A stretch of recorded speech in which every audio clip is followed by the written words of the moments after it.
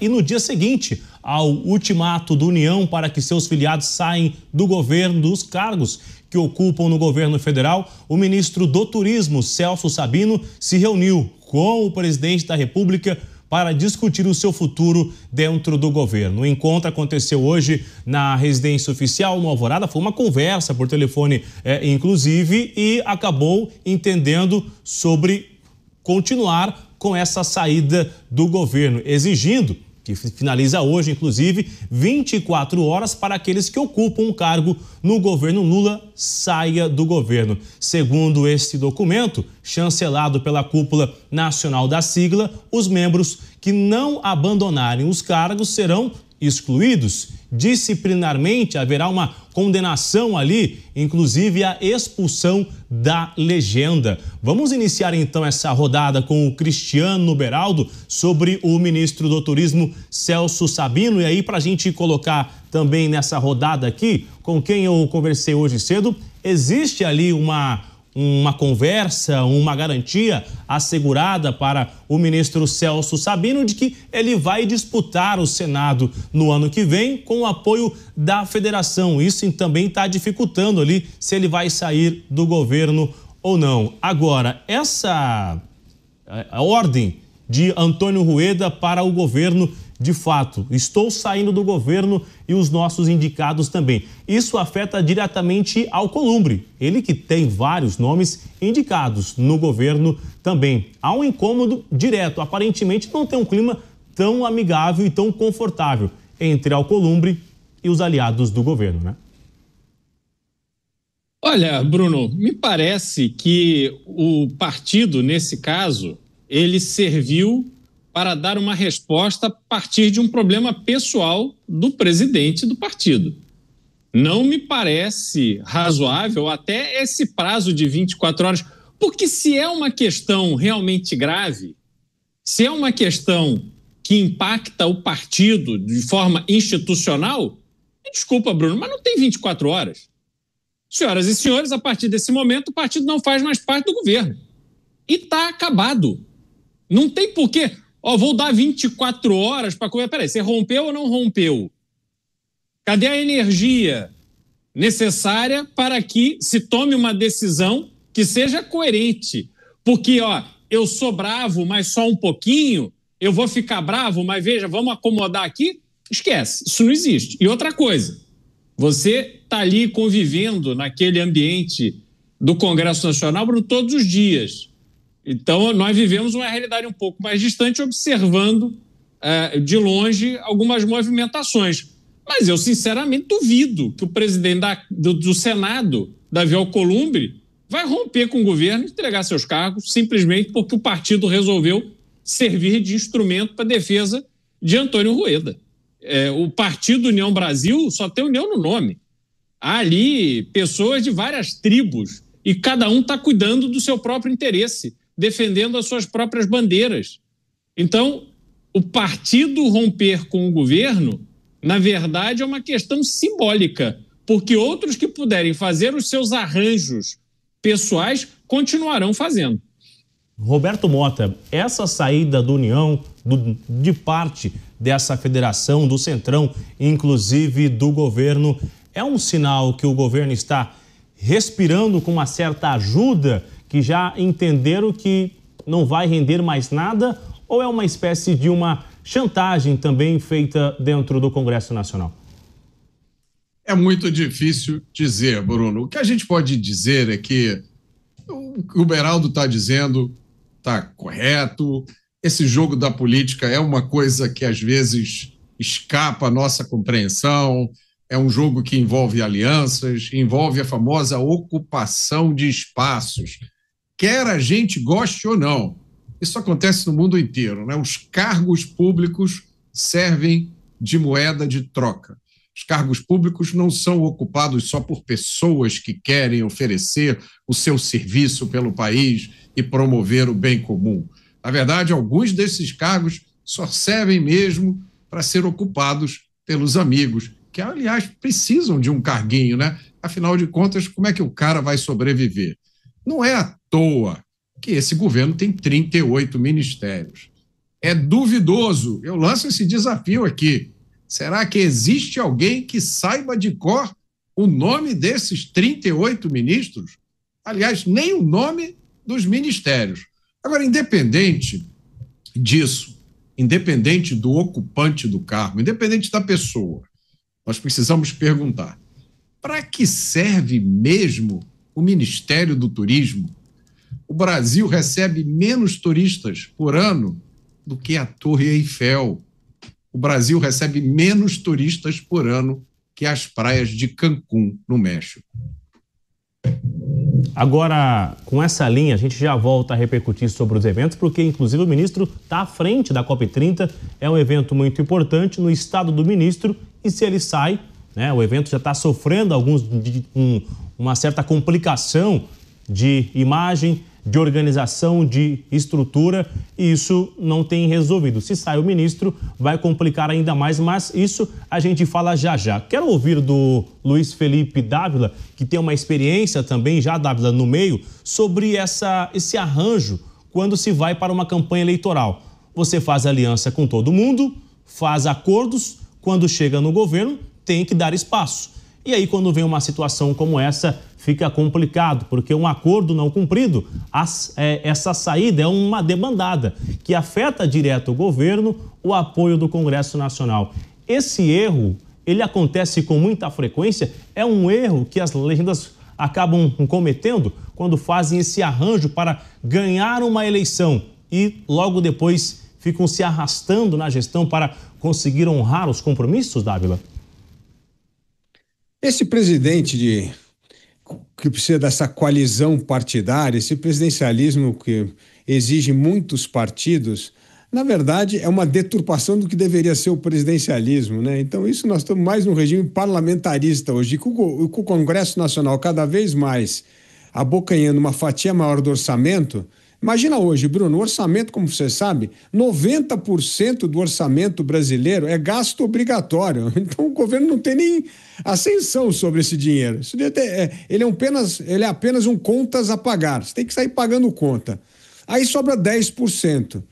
Desses 10%, o Congresso abocanha uma parte cada vez maior.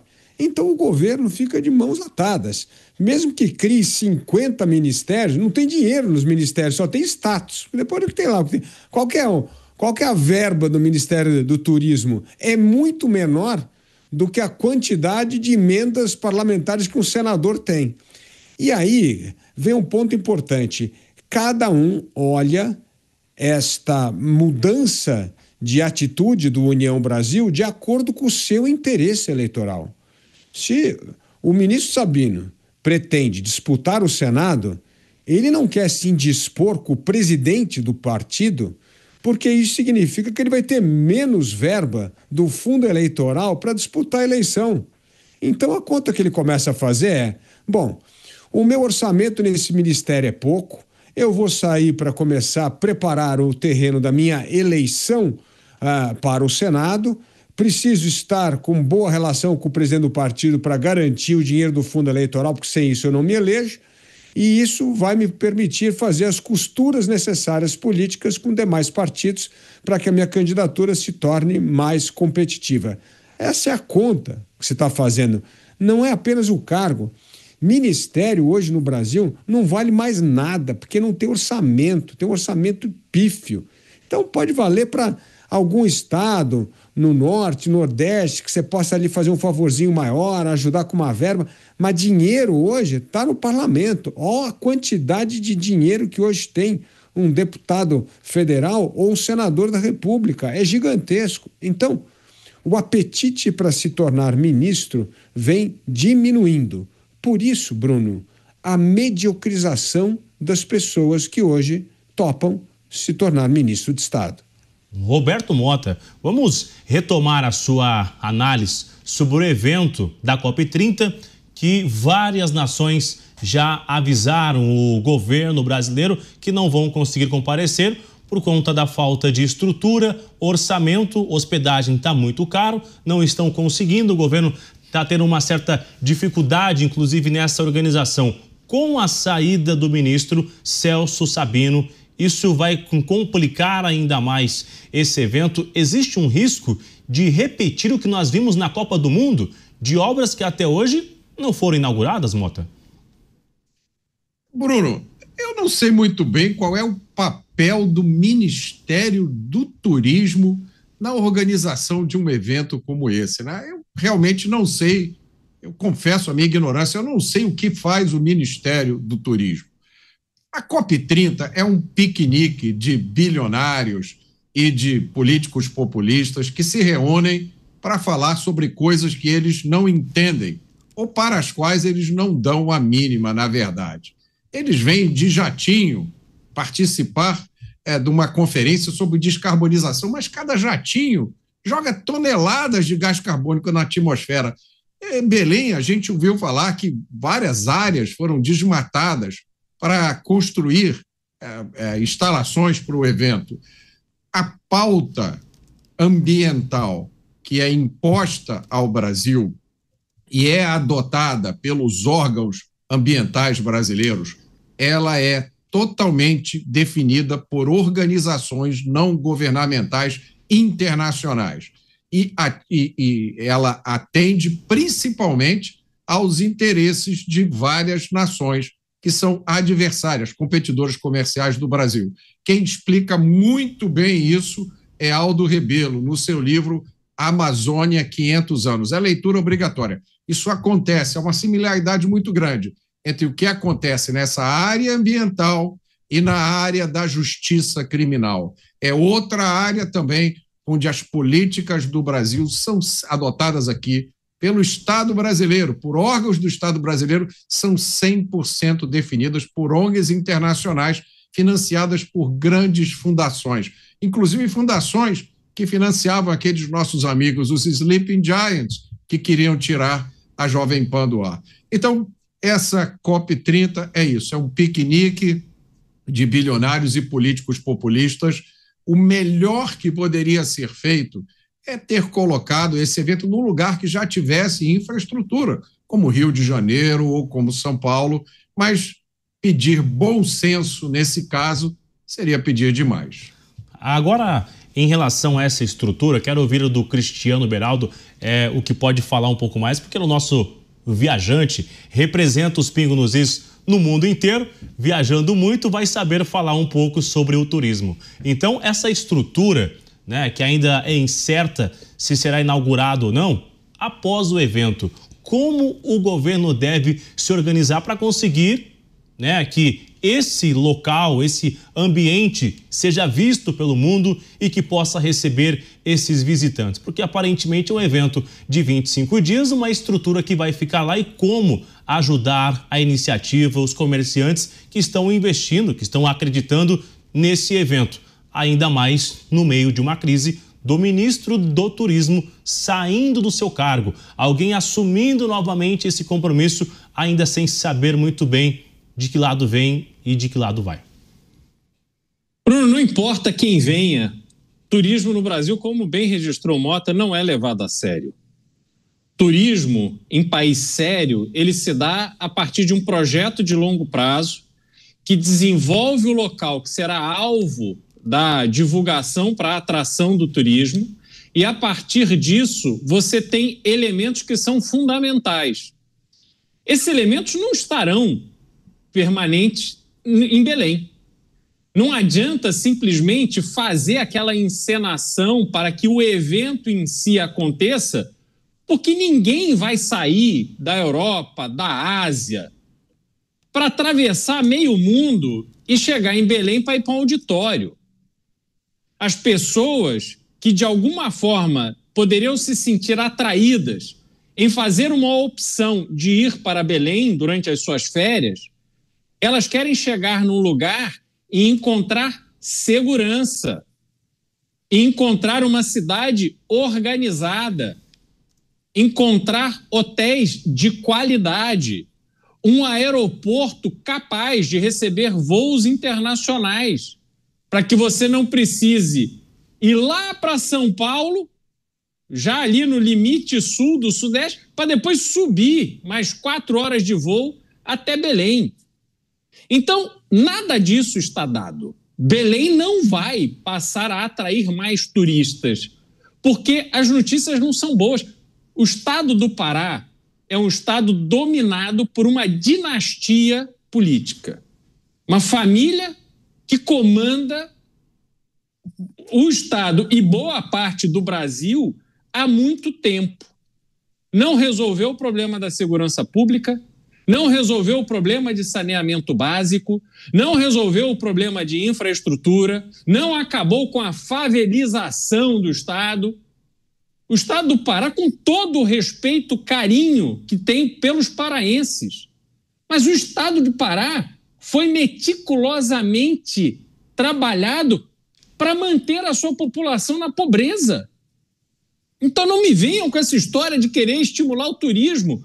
Aliás, o Mota foi muito generoso em dizer que o Brasil recebe como país, né, o Brasil como um todo, com os seus 7 mil quilômetros de costa, com áreas belíssimas, Lençóis Maranhenses, Serra Gaúcha, Amazônia, o Pantanal, tantos lugares interessantes, tantos lugares bonitos, tantos lugares únicos para serem visitados no Brasil. O Brasil não recebe menos visitantes que a Torre Eiffel, não. O Brasil recebe menos visitante que a Argentina. O Brasil recebe menos visitante do que a República Dominicana, uma ilha. Aliás, se você fizer uma conta de valor gasto por visitante e comparar com Maldivas, Maldivas ganha muito mais dinheiro com o turismo que o Brasil. Quer dizer, é uma loucura. O desperdício que é o Brasil. O turismo, obrigatoriamente, se o Brasil fosse minimamente sério, se o turismo fosse levado a sério, o turismo deveria ser uma parcela importantíssima do nosso PIB, não é coisa marginal. O turismo é para acomodar aquele apoiador político que não serviu para mais nada. A Embratur, não, coloca lá alguém que gosta de viajar, para não encher o saco. O Ministério, não, negocia lá com algum partido, mete alguém lá no Ministério do Turismo, para ele ficar lá passeando e não encher a paciência. É assim que o turismo é tratado no Brasil, porque somos um país de míopes.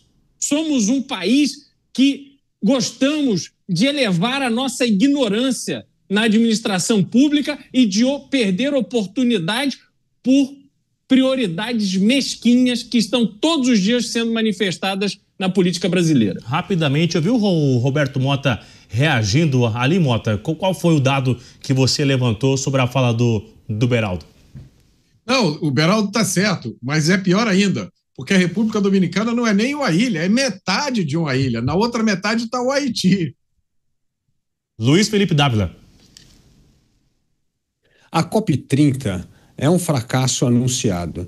E é um fracasso anunciado porque nós temos um governo, um presidente populista que destila ódio contra o capitalismo. Então ele é incapaz de compreender que é a importância do livre mercado para transformar esse potencial ambiental do Brasil em alavanca do crescimento econômico sustentável.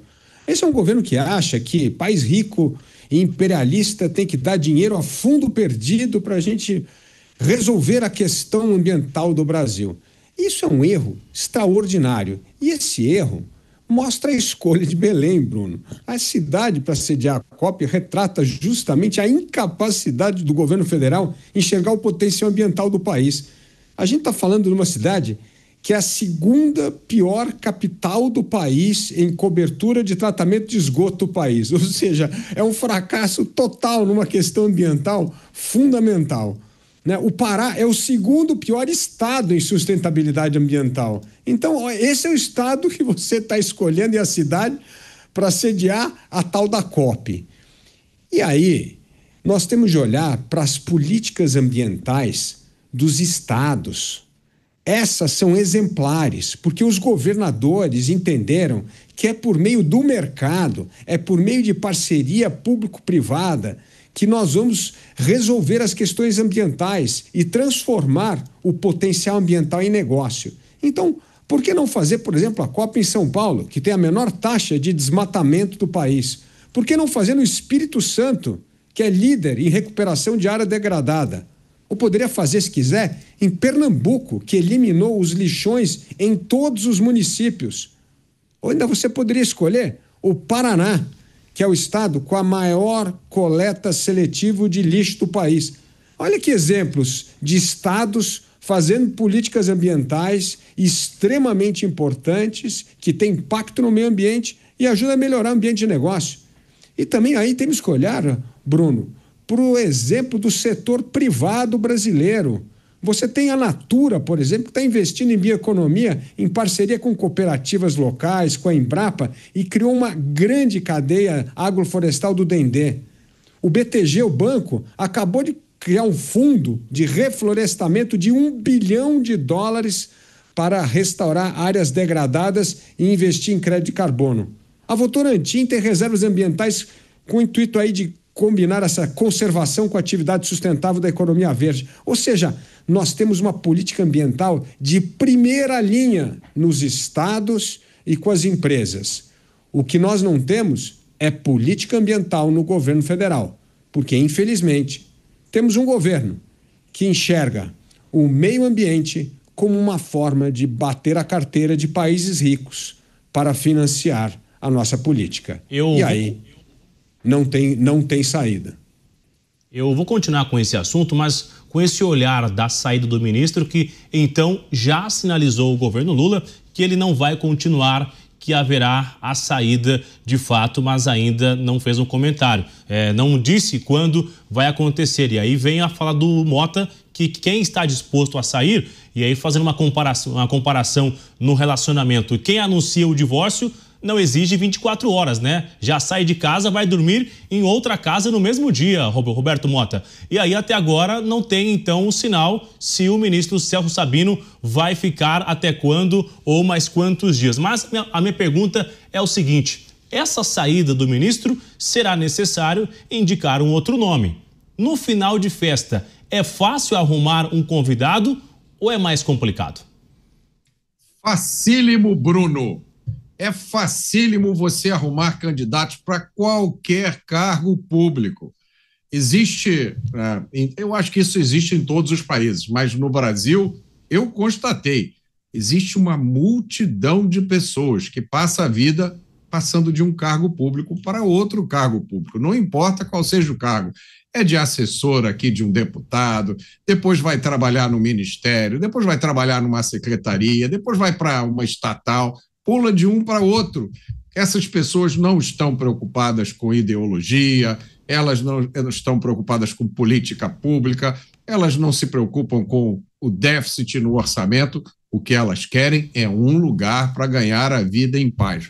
Imagine você um ministério, imagine você ter o cargo de ministro, Bruno, nem que seja por 15 dias, nem que seja por uma semana.